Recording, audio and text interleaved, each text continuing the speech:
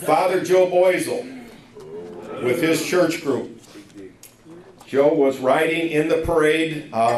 Anybody notice what he was riding? Motorcycle. Harley. A motorcycle, and it was a Harley. My grandkids. For the last year at church, he brought up to the membership there was a person in the parish that needed a ride to work, and they were trying to fund a vehicle, and it turned out to be his motorcycle. $1 for that funding effort. And anybody else notice what was on the motorcycle? Training wheels. Another $1. We'll go to the Hudson Hub. Phil's not here, but there's a nice picture of the graduating seniors, and we had 407 graduate. Great ceremony, great group of kids, as we all know, because we got a chance to meet several of them during the course of the year. But Phil was not pictured, and obviously if he wasn't pictured, he didn't have a pin, so Catherine paid $1 for Phil for not having that. Right. I know. Catherine, I'll put the money in your hand. Oh, yeah. Catherine signs. This is another, again, Hudson Hub news item. She was pictured in the Leadership Hudson 2015 group. I think the motto was, what, pedal to the metal? Pedal Hudson. Oh, pedal Hudson. Okay, I'm sorry. I thought it was speeding through Hudson. But you didn't have a pin on, that's $1.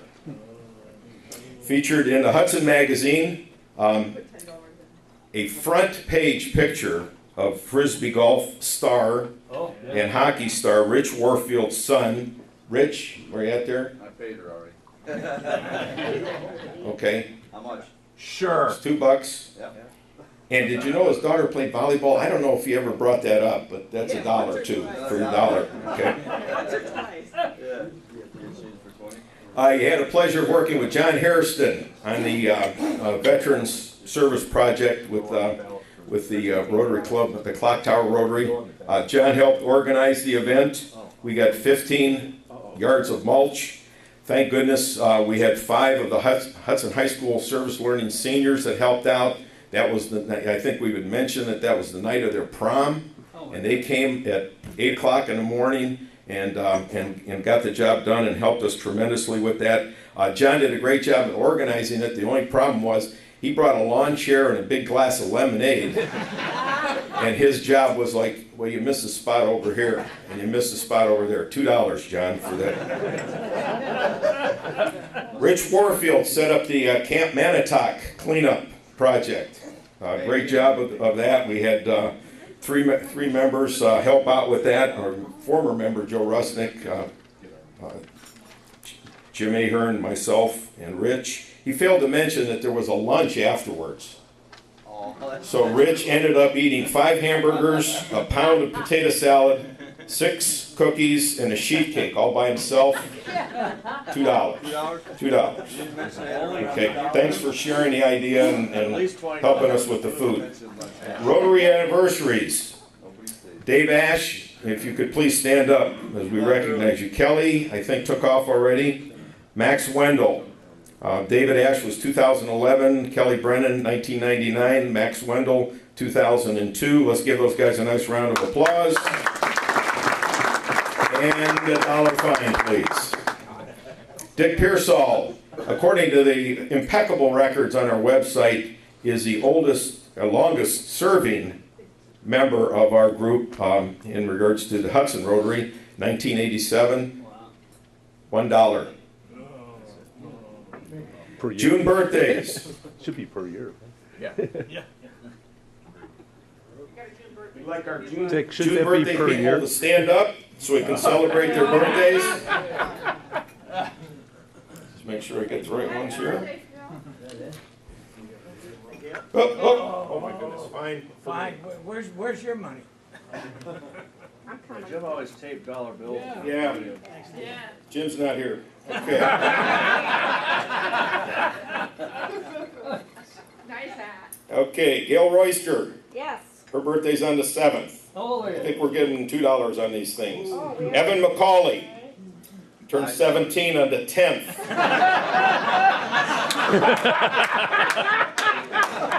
Bob Cramp His birthday's on the 13th, and Phil Tobin on the 24th. Phil's turning 39. Him and Jack Benny. That's happy birthday to you. Volume, please. Happy birthday to you. Happy birthday, happy birthday, happy birthday to you. All right. Okay, moving along. Stu Murray. We have a fine for winning too many Rotobucks. That's $1. Every week he wins that darn thing. We want to honor our outstanding female members. If they could please stand. We got Liz. Donna's not here. Gail's here. Roseanne's not here. Catherine and Chris. If you could please stand. We want to honor them for their enthusiasm, their hard work, and their leadership. And also, again, for embarrassing the guys because we can't work as hard as they do. Let's have a nice round of applause. And $2 from the ladies.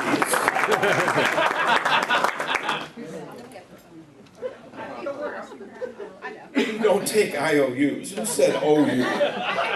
Ah, jeez. She's a banker. I know where she is. I saw you dipping into the basket for Rotobuck there. I only took $1. All right, I was going to recognize Dexter James, but who else is a golfer here? No, you don't. Whoops. Okay, oh, that's right, you won the outing at, at Hudson Country Club, correct? Scratch golf. Okay, we have a sleeve of Rangé golf balls. I don't know if you guys have seen these, but they're on the internet. They're very inexpensive, and since Evan is an outstanding golfer, if you could please come up and accept these from the club. If you haven't bought any of these, again, these are very low cost. You can take one of those out and show everybody. You can find them at almost any golf course, and you can pick them up on the range. I have several buckets of them, so $2 for the sleeve of golf balls. You already gave me 5. Many of you know that Gail Royster moved in to a new home recently. Yeah, she calls it the inner city. Another name she has for it is the Hood. It's a tough neighborhood. It's probably one of the poorest ones in Hudson. A lot of really, a lot of police calls in there, etc. on Cutler Lane. She has decided, because again, she's kind of a tough customer, she's going to start a motorcycle gang. Joe, I don't know if she's talked to you already, but basically it's going to be part of the Hells Angels. There's a whole application process that you have to go through. And she's going to call it Gail's Angels. The funding from it, they do all kinds of nasty ways of funding these types of organizations. Well, her group is going to be funding by selling real estate, so they should be pretty well in Hudson. She's designing the vest, and I just brought a sample again. It will have Gail's Angels on the top, and then to try to get members to join this awesome club. Can you imagine that for a Hells Angel organization? Gail, $2 for trying to upsert that. Where's that thing up again? Put your hat on. Oh. All your props. This is a great purchase. You can use this. Hold up the vest. Hold up the vest. Oh, the vest too? Yeah. Yeah, put the vest on. Okay. She's getting a moped. That's too fast. With training wheels. Yeah. Got it? Okay. All right, last but not least, there's, I'm supposed to tell a joke. So I got one of these. You probably heard this one before, but bear with me. There's a store that sells new husbands, just opened in Cleveland, where a woman goes in to choose a husband. Among the instructions at the entrance is a description of how the store operates. You may visit the store only once. There are 6 floors, and the value of the products increase as the shopper ascends the flight. The shopper may choose any item on a particular floor or may choose to go up to the next floor, but you cannot go back down except to exit the building. So, a woman goes into the husband's store to find a husband on the first floor. The sign reads, Floor 1, these men have jobs. She is intrigued, but continues to the second floor, where the sign reads, these men have jobs and love kids. That's nice, she thinks, but I want more. So she continues upward. The third floor sign reads, these men have jobs, love kids, and are extremely good looking. Wow. But she feels compelled to keep going. Floor number 4, these men have jobs, love kids, are drop dead good looking, and help with housework. Oh, mercy me, she's flushed. I can hardly stand it, but she still goes up to the 5th floor. The sign reads floor number 5. These men have jobs, love kids, are drop dead gorgeous, I can take my hat off, and have strong romantic streak. Ooh. So she's tempted to stay, but she goes to the 6th floor, the top floor, where the sign reads, floor number 6. You are visitor number 31,456,012 to this floor. There are no men on this floor. This floor exists solely as proof that women are impossible to please. Thank you for shopping at the Hudson store. Husband. So she gets nothing. To avoid gender bias, charges, the store owner opens a store across the street. New wives store opens in downtown Cleveland. First floor have wives that love strong romantics, that have a strong romantic streak. The second floor have wives that have a strong romantic streak, have money, and like beer. The 3rd, 4th, 5th, 6th floors have never been visited.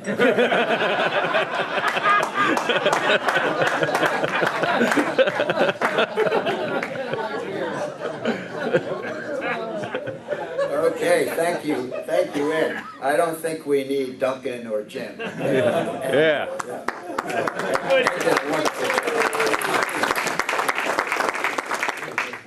Okay, let's move right into our speaker program for today and for the month of June.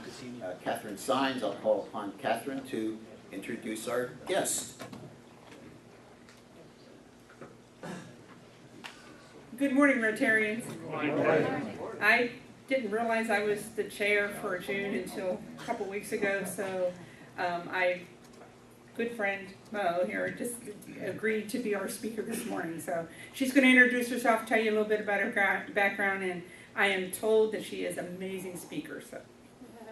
She I don't know if it's tough act to follow. That was a good joke. Hi, good morning. My name is Maureen McFarland. I am the Senior Program Director of the Aeronautics Program at Kent State University. And as I think went out maybe on the email, I'm also in the Marine Corps Reserve. I'm a Lieutenant Colonel in the Marine Corps Reserve, and I am the Commanding Officer of the Logistics Battalion. Started out 1990s is when I graduated from college from the Naval Academy. I'm an aerospace engineer, and I actually flew for the Marine Corps. But what I'm going to talk to you about today is just a little bit about my job at Kent State, what we do with our programs, and why I think aviation, and particularly aviation in Ohio, is just a really, really exciting place to be. Before I get much further though, oh hey, that's nice, because I strategically placed my thumb drive with my presentation on the countertop at home where I wouldn't forget it, and I don't have it, so that's a little bit about us. A little disclaimer though first, one of the classes I teach is aircraft design, and there we talk a lot about supersonic flight, and one of my students said that he could think of nobody better to teach a lesson or a series of lessons on supersonic flight because he doesn't know anybody else in the world that can talk at the speed of sound. So, if I get too quick, somebody rein me in and we'll go from there. So, if anybody familiar with Kent State University Airport? Been out there? If you have negative impressions, please come see me. Talk to me about it. If you have positive impressions or you have good experiences, please let me know so I can find the faculty or staff member who's responsible for it. Because I work with some really amazing people. So in our program, we've got one Bachelor of Science, but we've got 5 areas of concentration. And I'm going to talk a little bit about 4 of them, because 4 of them tie really into what's going on in the state, which, again, I'm pretty excited about. So we teach students in air traffic control. We have the only air traffic control program in the state of Ohio. We've got a really amazing air traffic control simulator facility. If anybody here would ever like to get a tour of it, please let us know, because we give tours all the time. It's kind of fun to show off. We have a degree in aerospace engineering technology, which is going to morph into an aerospace engineering degree. We've got a degree in aviation management, and then we have a degree in flight technology, so where we train professional pilots. So anybody have any idea how many airports there are in the state of Ohio? What would be your best guess? 20? 100? I kind of thought the same thing. There are 127 public use airports in the state of Ohio for fixed wing. There are 2 public use helipads, and then private use, which I guess I'm equating to be like Cleveland Clinic. You know, they've got their helicopter pad and all those, and somebody's got a strip in their backyard. 637. So in the state of Ohio alone, that's what, over, close to 800 airports throughout the state of Ohio. We've got quite a few in our obviously immediate backyard. Out of the 88 counties in Ohio, 84 have airports. And then I think it was 2 or 3 days ago, the Department of Transportation released a report. They've been working on it for about a year and a half, looking at the use of airports in Ohio. And I got to pull up my notes because I don't remember it exactly. So the economic impact of Ohio's airports is $4.2 billion in the state of Ohio. And then general aviation aircraft, which is where we come in, that's kind of what we fly and train to at Kent State University Airport, is $1.8 billion. Our own airport, little tiny Kent State University Airport, where all we really do is train our student pilots to become commercial airline pilots, has a $1.8 million impact. Actually, I think it came out and said we had like $4.2 million impact just into the local community, which I think is pretty cool. It's nice to also have career fields where our students get jobs. And that's something else that comes into play. Boeing did a study, 2014, they update it every year. So the need for pilots across the country, you might see some of this in the news. How many pilots would you guess that the United States of America needs in the next 10 to 15 years? Several. Any ideas? 88,000.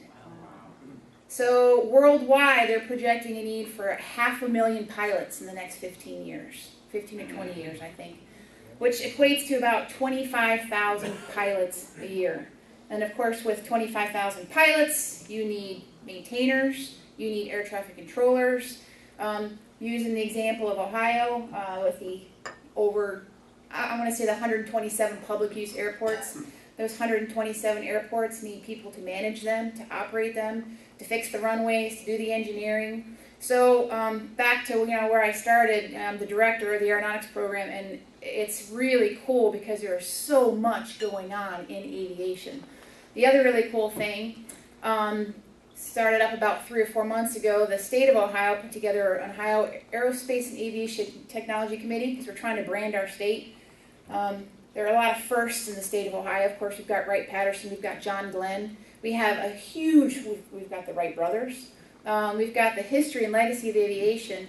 And another little known fact is that, particularly in Northeast Ohio, and I don't know it exactly, but I want to say that we are the #1 or #3 supplier, I think it's #1, supplier in manufacturing parts to Boeing and Airbus.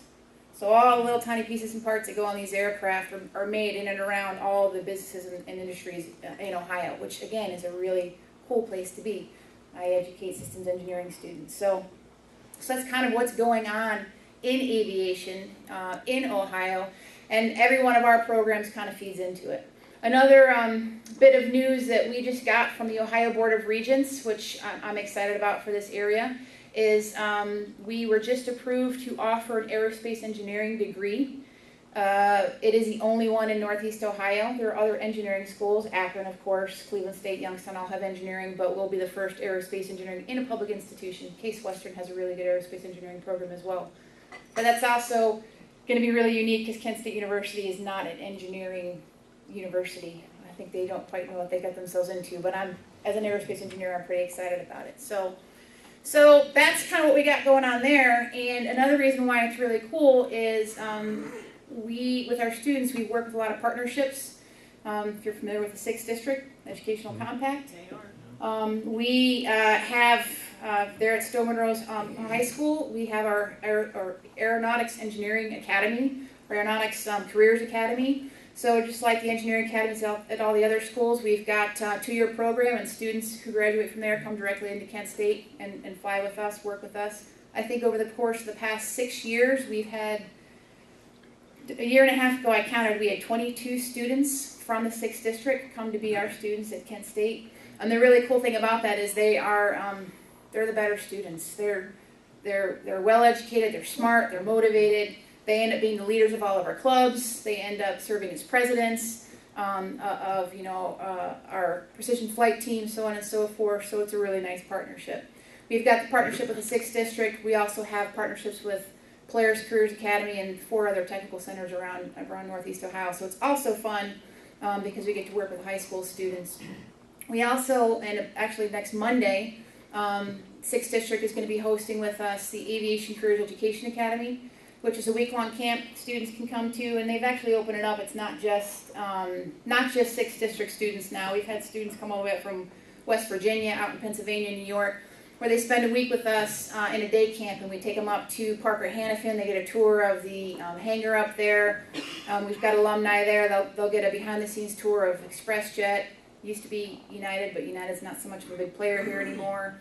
They go up to Cleveland Hopkins Tower. NASA Glenn gives them a tour, so it's a really nice way to start to foster that interest and love of aviation in high school up through college and then on. So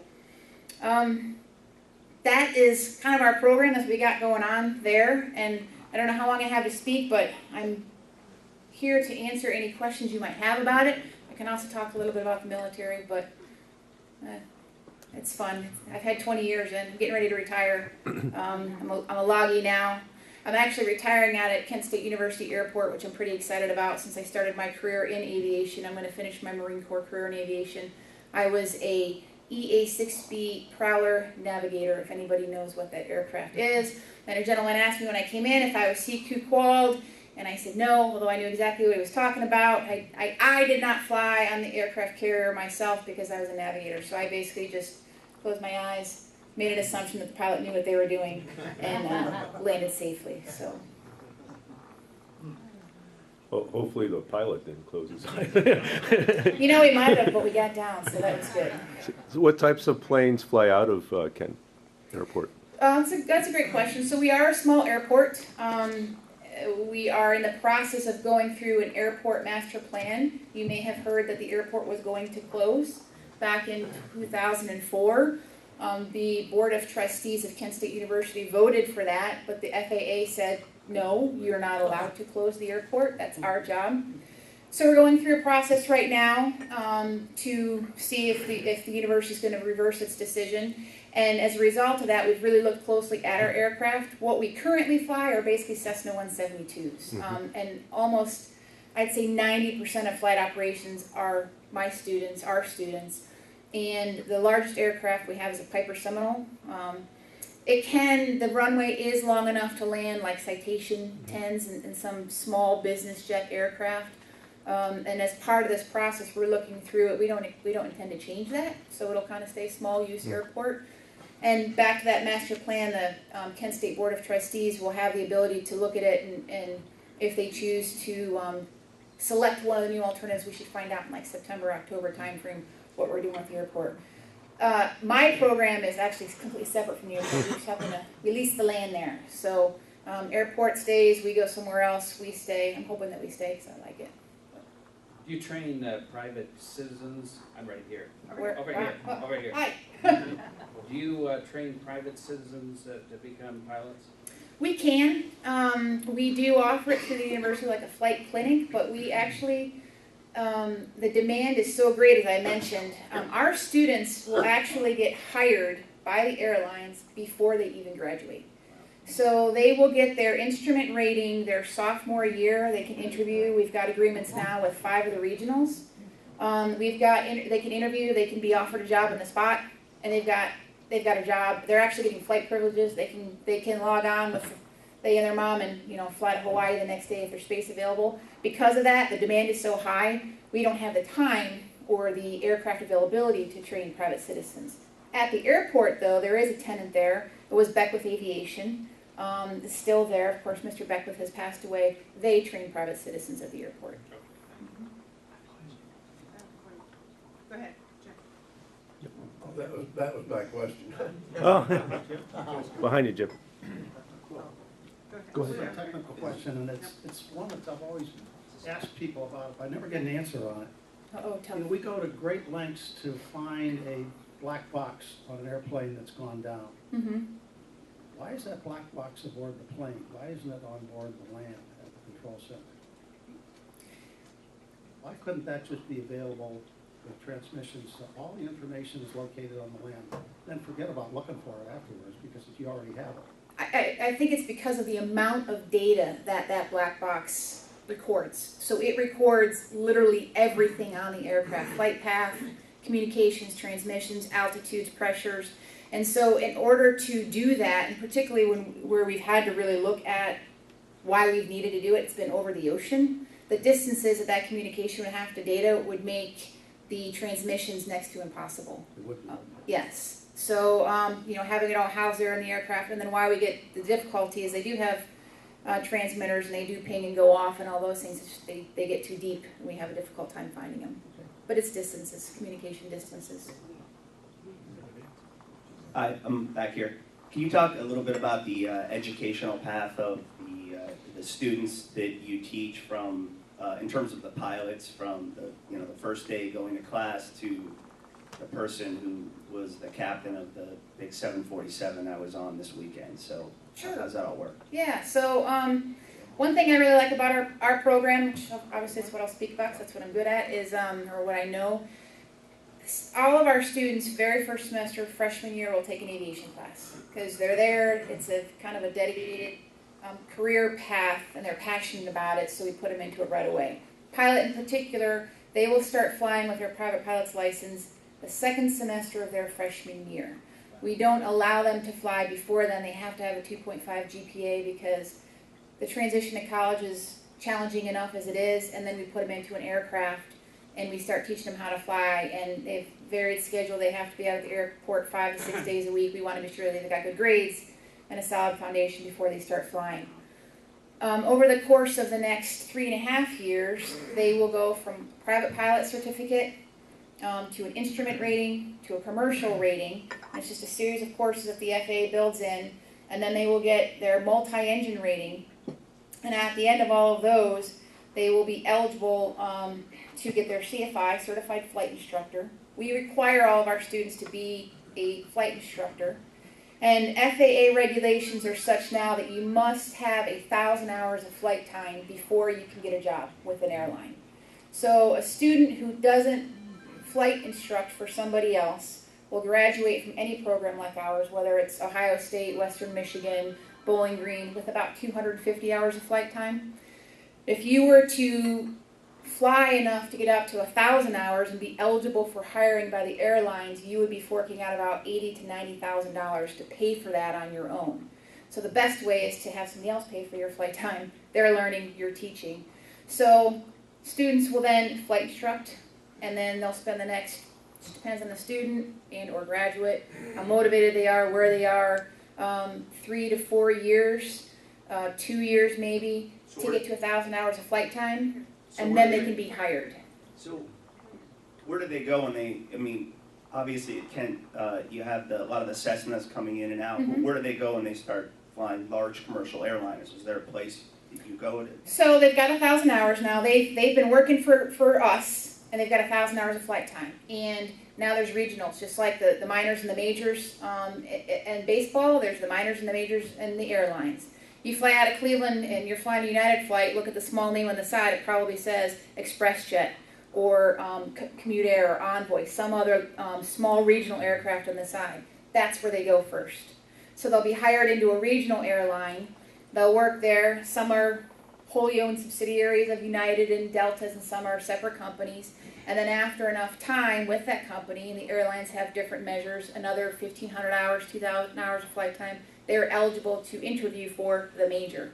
So they'll leave us, they'll go to a regional airline. So those are the small, jets that fly the local routes. And then after some time there, they'd be eligible to fly for the majors, like I said, Some choose to move up, some don't. But using your example of getting up to the 747 or something, probably, I'd say anywhere from 5 to 7 years after they graduate, they would be eligible to fly for those companies. Are you done, John? I'm done, Rich, thank you. Okay. The gentleman yields his Done, time. done with cross. To continue on with John's question or story, what is there a mandatory retirement age in the airline? There is, and it's been moved up to 60, 65. It used to be 60. So that's where there was a big delay. If I had, young men and women coming in to talk with me 4 years ago who want to be a pilot with their parents, I'd say you're going to be lucky if you get a job because the airlines weren't hiring at all. So you're going to spend about $62,000 extra to learn how to fly an aircraft, and you're going to get paid really, really crappy money, $20,000 a year maybe. You got all the student debt coming up, and it's going to take you 5 to 6 years to get to the point where you make enough money to earn a living. But now with that recent pilot study and then just that all those individuals retiring, now there's that huge hiring boom, as I mentioned, and it's partially because of the mandatory retirement age. Same thing's happening with the FAA and air traffic controllers. Okay, thank you. So, John, you did make the right decision to become an attorney.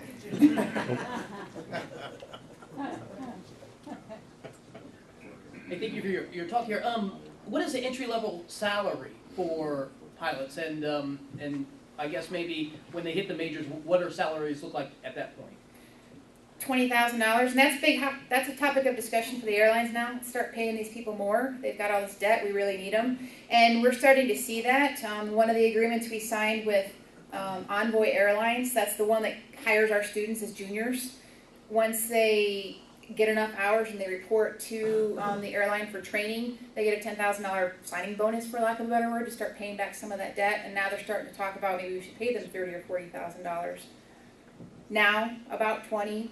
And then through a long career, if you're flying on the 47 or you're doing the overseas routes, you can be making $200,000 to $300,000 working 10 days a month because you're limited by crew rest. So if you can get to the end, it's very nice. Just getting there, that's so painful. So on the regional jet that I fly on, the guy who's flying me or a young woman who's flying is making $20,000 a year? Some might, and then the captain might have been there for 15, 20 years, chose to stay there, and he'd be making 85 or 90. Okay. But I guarantee you, So much better. You mentioned the need for about 88,000 pilots over the next 10 to 15 years, and I'm not sure if you told us why. Is that normal attrition? so a lot of it is due to the age attrition that was brought up, and a lot of it is due to growth in the airline market. And if you think about 9/11, and if you flew before 9/11, how often did you get on an aircraft where it was you and 5 other people, and all the seats were empty? And now it's extremely rare that you get on an aircraft and it's empty, and that there's even a seat free. You know, all those days of hoping that the middle seat is free next to you are kind of gone.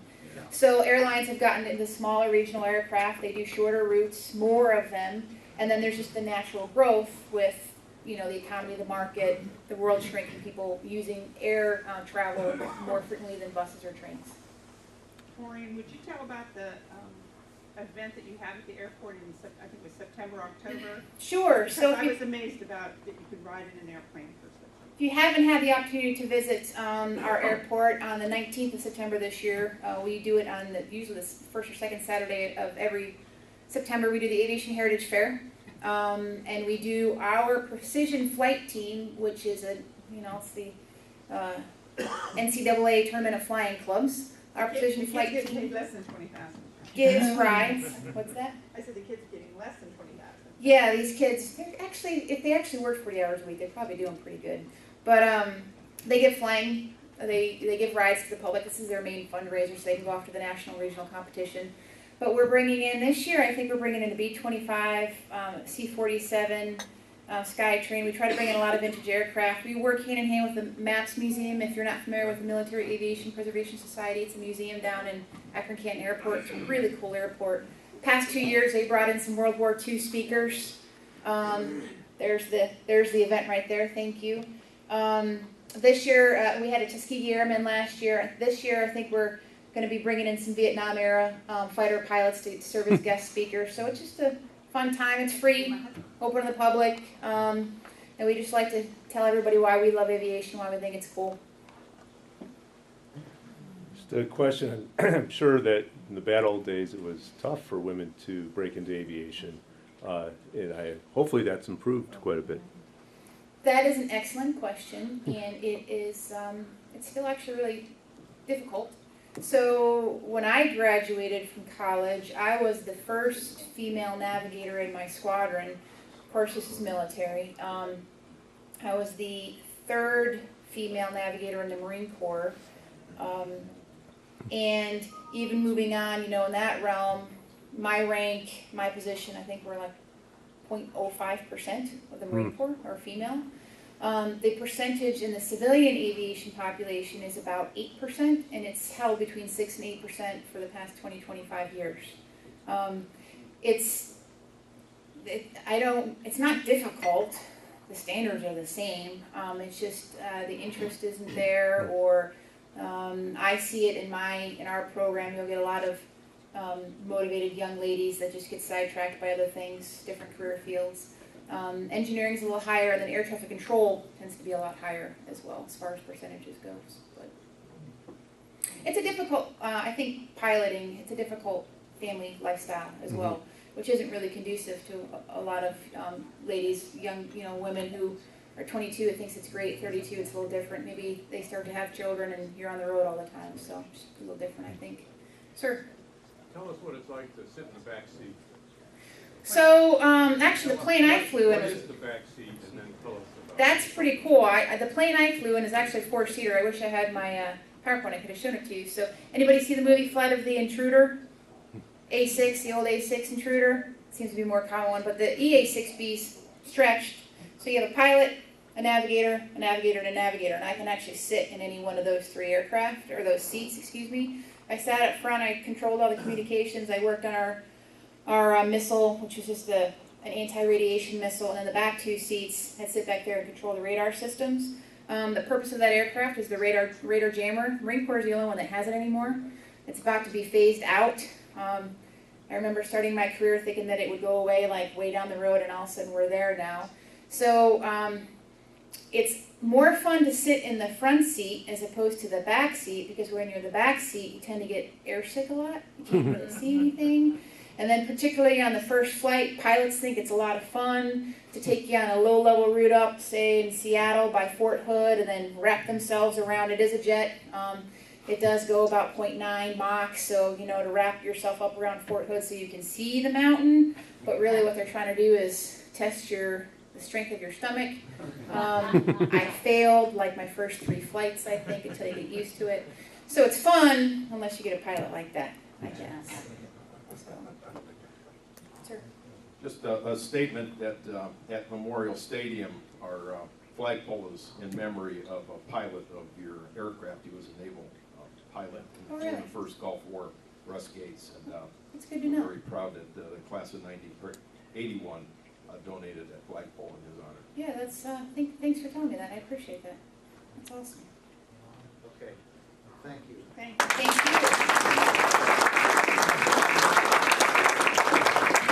Well, thanks, Maureen, for that informative and entertaining speak today.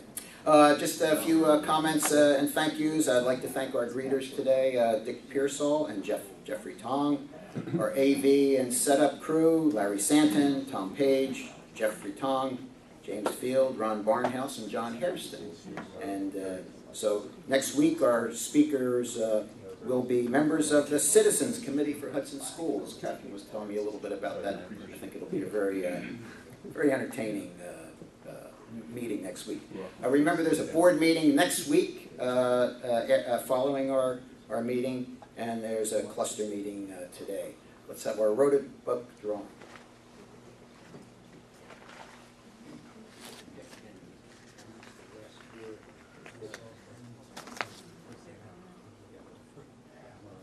The last 4 numbers are 4, 3, 2, 8. She's 432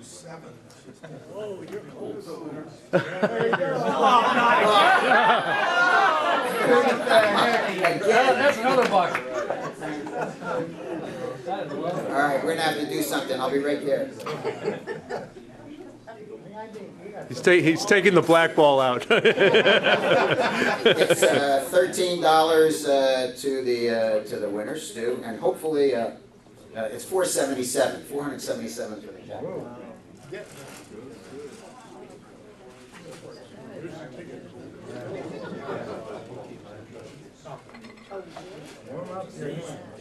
Oh, no, you can't.